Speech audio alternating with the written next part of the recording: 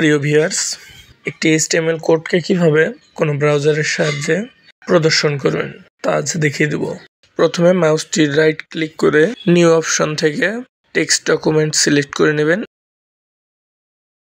এরপর একটি ফাইল আপনাদের সামনে চলে আসবে। এটি ওপেন করে প্রথমে HTML কোডগুলো বসাবেন। HTML হেড, টাইটেল,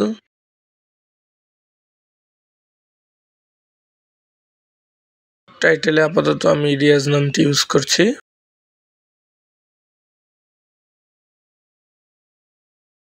এরপর হেড ক্লোজ করবেন।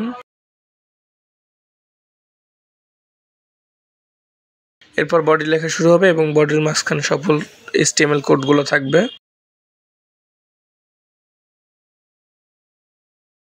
আমি শুধুমাত্র এখন রিয়াজ দিয়ে দেখাচ্ছি। এরপরে বডি ক্লোজ করবেন।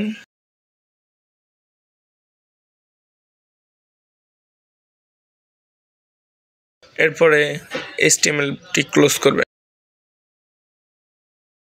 এরপর এখান থেকে ফাইল অপশনে গিয়ে সেভ অ্যাজ। এখানে একটি জিনিস মনে রাখবেন, ফাইলটি নামের শেষে .html অবশ্যই রাখবেন। আপাতত আমি ফাইলটিকে রিয়াজ নামে সেভ করছি, রিয়াজ.html।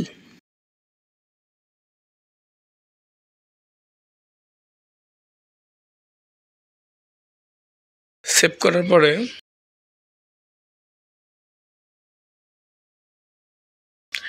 রিয়াজ নামের দেখুন একটি নতুন ফোল্ডার চলে এসেছে।